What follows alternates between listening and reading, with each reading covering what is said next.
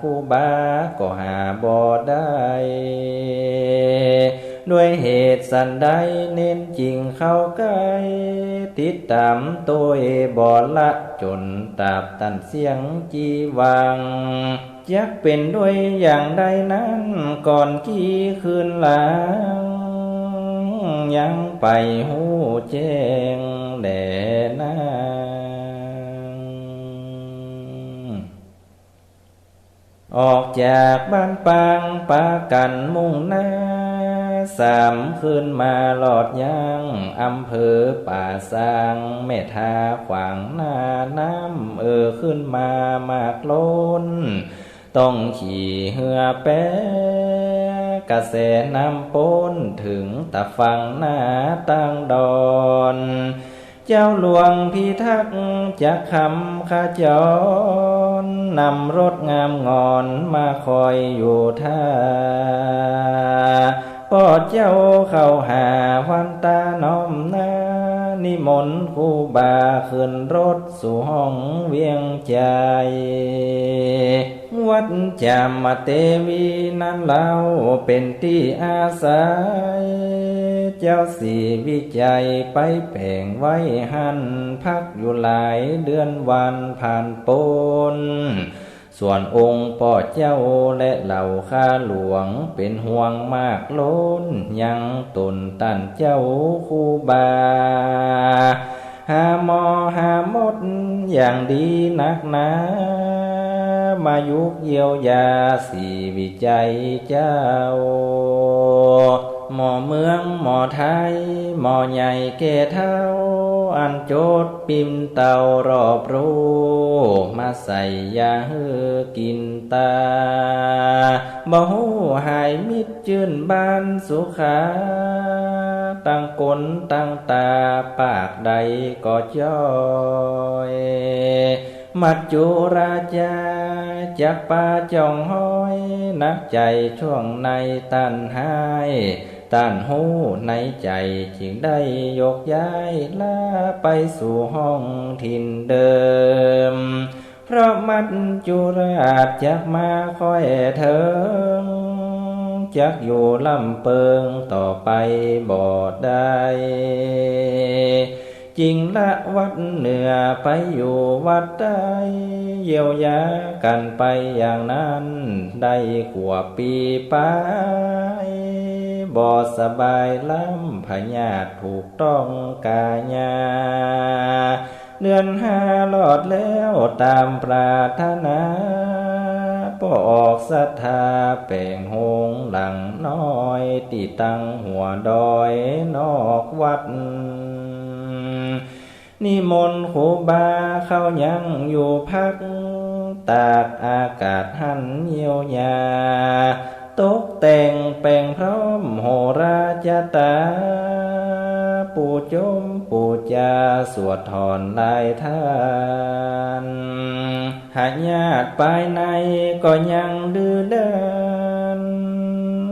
ยังบ่หายไม้แขวนสักน้อยซ้ำนักเตื่อมแทงสุดลงในข้าวข้างนั้นเหลือตุสี่ห้าตนกับเน้นหนึ่งองค์รักษาอยู่ใกล้ฝูงเน้นตั้งหลายวัดเหนือวัดใต้อันเคยไปมารักษาอยู่ใกล้หลายปีมาเมินก่อนนั้นก็กลับสู่บ้านไผ่มันเหลือตนสุดท้ายบ่ไม้ป้ายนี้อำเภอสารปีขัวมงเก้าเงาห่วมกับโลกหลานวงวานตันเจ้าสามสี่คนใจเพื่อนป้องอยู่เฝ้ารักษา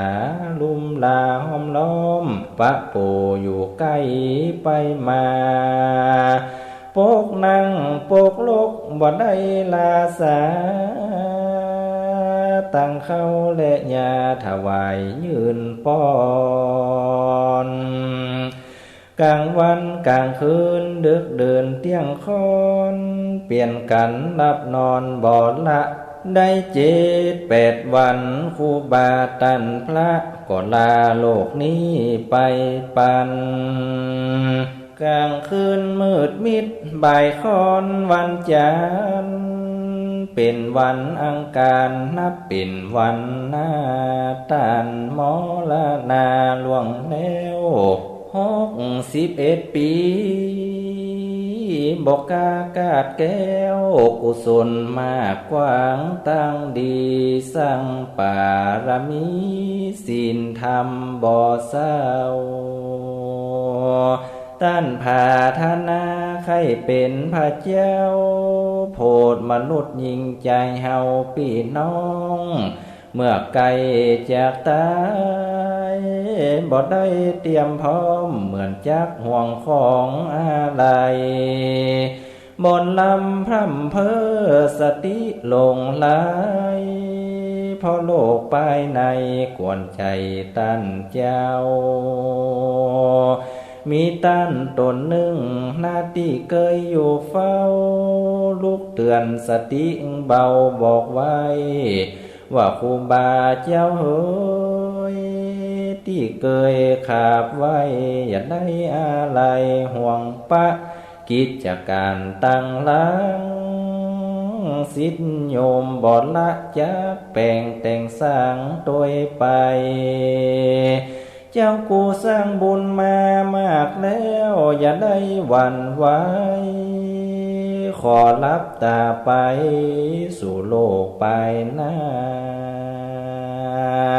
บุญมีมากนักบ่สั่งขยาใครเป็นพุทธาตนหนึ่งไปหน้าเจ้าผาธนาไว้อย่างนั้นนึกหาเตอะอย่าได้ลาสาตุเจ้าตนนั้นนาบอกเตือนดังอ่านถัดจากนั้นน่าอัศจรรย์ใจเหมือนดังหูในฮับจำได้สิ้นอ่อนย่อร่างกายบ่ทวงบ่ดินหลับตานิ่มลงดีเรียบร้อยก้อยหายใจน้อยลงไปถึงเวลาแล้วก็ดับจิตใจออกจากร่างไปสู่ภพไปหน้าในที่ต่ำกลางโมจุมตูขา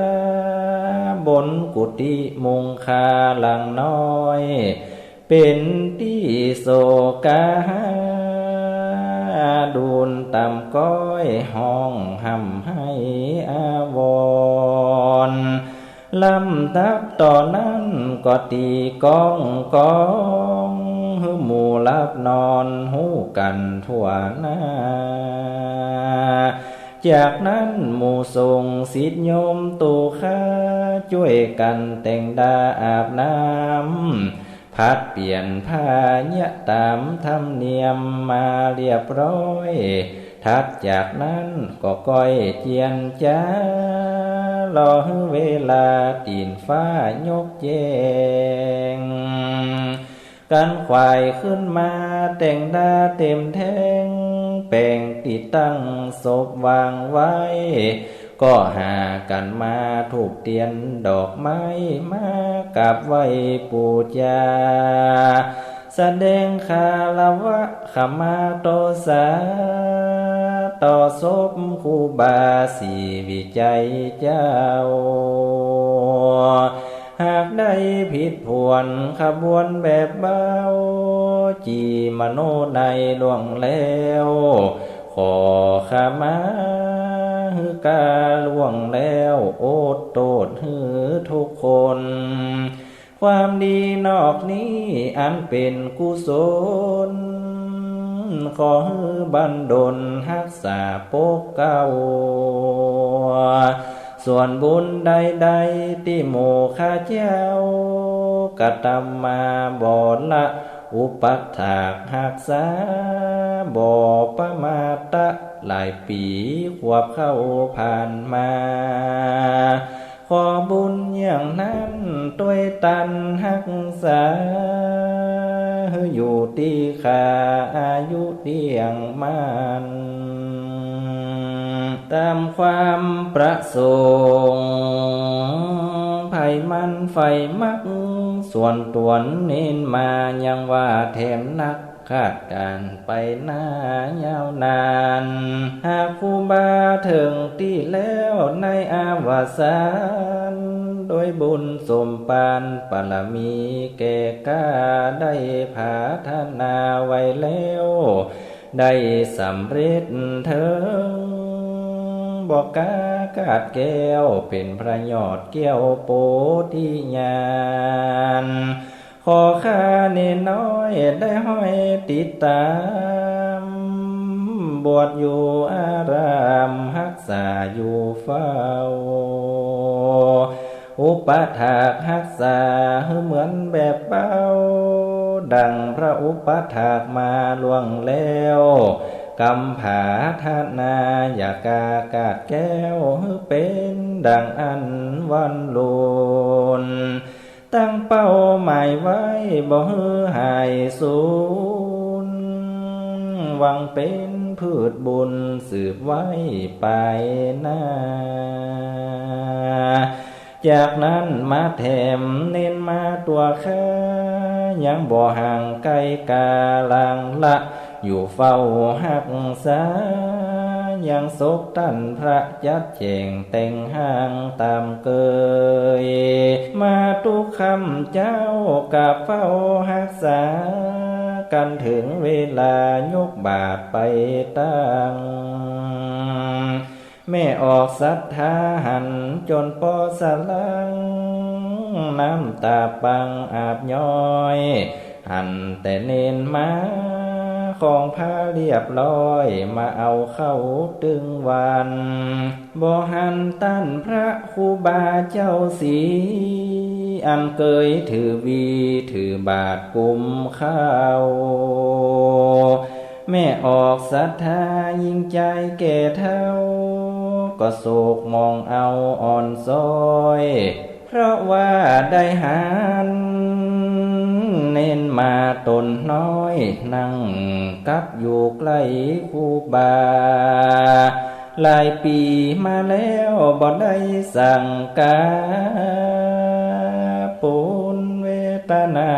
สงสารหลายท่านส่วนพ่อแม่แถมอันอยู่ยังบ้านก็นึกถึงเติงตันลูกพระจึงได้ติดตามตัวไปบ่อนละเพราะความห่วงของอะไรบ้านปางไก่ล้ำตั้งยาวข้าวไก่ไม้โพชะไรต้นใหญ่ห่มกว้างล้มมาปับตีโกนล้มไขว้คว้างหายห่มเงาบังเป่งวะฝูงนกตั้งอะไรบินไปแตกยวะขอนี้มีด้วยฉันใดขอเน้นลูกพระอย่าได้เสียใจกลับคืนปิกไปอยู่วัดเก้าเงาพ่อแม่เข้าหาขอลาตุเจ้ารักษาการงานใหญ่น้อยบ้านปางหนนากายปางสุดปางซอยขอลาก้อยเสียกูคนกับหมู่เปื้อนป้องพระเนนทุกตนกับภูมิลำเนาเดิมขัวมุงข้าเจ้าบ้านเดิมเฮาหมู่นี้เมื่อปีพศจักขอเก้าจี2482เมื่ออันวันมาขอจบยอบยั้งเสียก่อนกาหาได้เล่าบอกมาก็ยาวบ่สั้นปั่นกันสู่ฟังหมอกนี้หากมันผิดผวนสำนวนกล่าวจี้บ่ถูกต้องทำนองก็ขอฮับผู้เดียวแต่บ่มีไผสอง จงได้อุทธรอภัยโตดหืออายุวันนะสุขาภาลังความปรารถนาจงเป็นของศรัทธาเอาเจ้าข้าขอยุติไว้โดยสั่งขญาประวัติครูบาสีวิจัยเจ้าพร้อมกับผู้เขียนเรียบเรียงแบบเบาสูดปินเต่าหยอบย่างเอวังเต่านี้ก่อนแล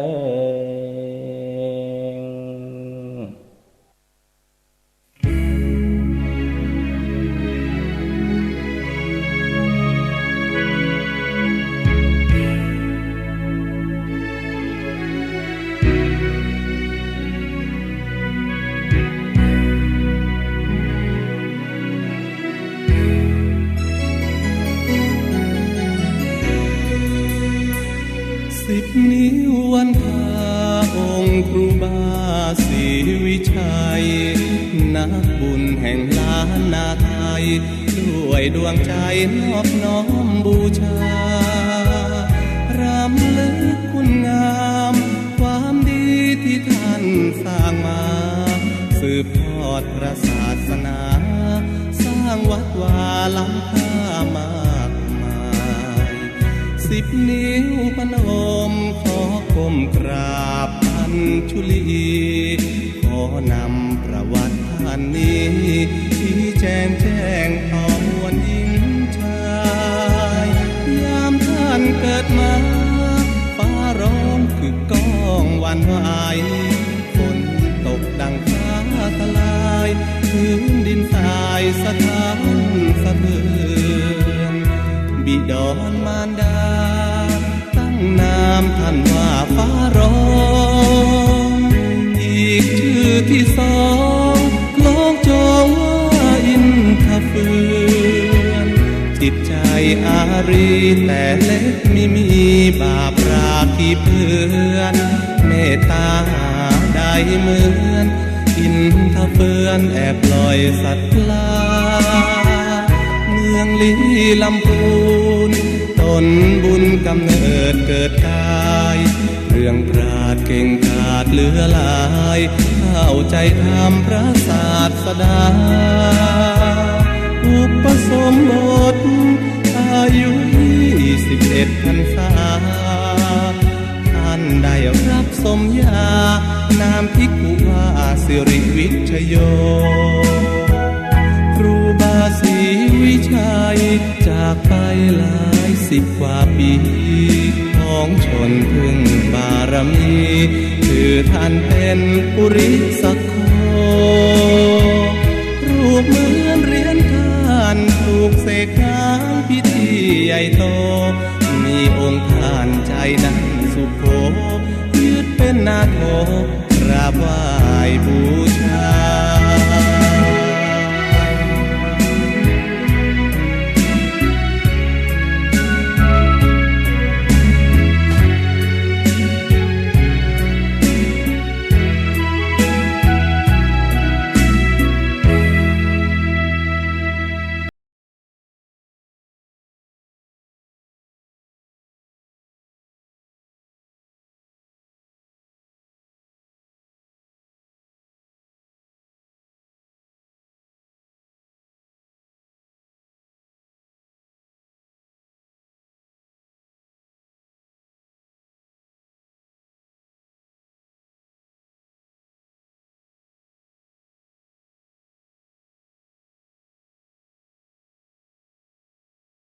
เจริญจงได้บังเกิดแก่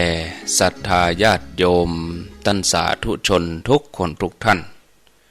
ขอถวายความเคารพครูบาอาจารย์พระเจ้าประสงค์พระเถรานุเถระ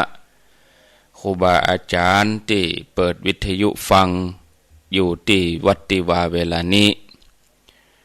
ขอนอบน้อมเอากุณพระแก้วเจ้าทั้ง3 ประการจงมาปกห่มรักษา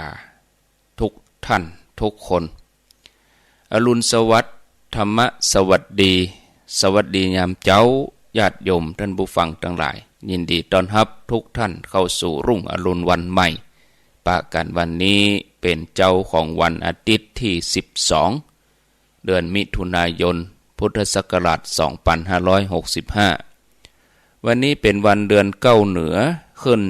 13ค่ำพร่ำว่าเป็นวันอาทิตย์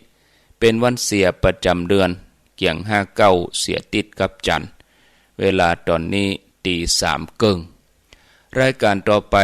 เชิญญาติโยมทั้งหลายได้รับฟังรายการมรดกธรรมพื้นเมืองโดยท่านพระครูวรธรรมนาถเจ้าอาวาสวัดหนองเหียงตำบลสันติสุขอำเภอดอยหล่อจังหวัดเชียงใหม่เป็นประจำทุกวันอาทิตย์ตามปกติแล้วท่านพระครูจัดรายการในเวลาตี 4 ถึง 6 โมงแต่ว่าวันนี้เลื่อนเวลาขึ้นมาเจ้าน้อย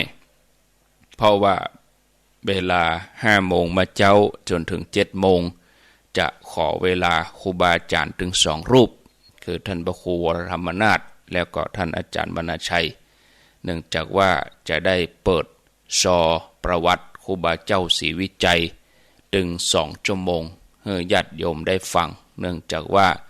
ตะวาเป็นวันคล้ายกับวันเกิดของครูบาเจ้าศรีวิจัยนักบุญแห่งล้านนาไทยจะได้นำมาเปิดในวันนี้ต่อไปนี้เพื่อเป็นการบ่ให้เสียเวลาก็จะได้กราบนิมนต์ท่านพระครูวรธรรมนาถได้จัดรายการให้ศรัทธาทั้งหลายได้ยินได้ฟังต่อไปปากกับอาตมาทำกรรมก็ปุ้นเวลาตี 5ศรัทธาญาติโยมท่านทั้งหลายสัญญา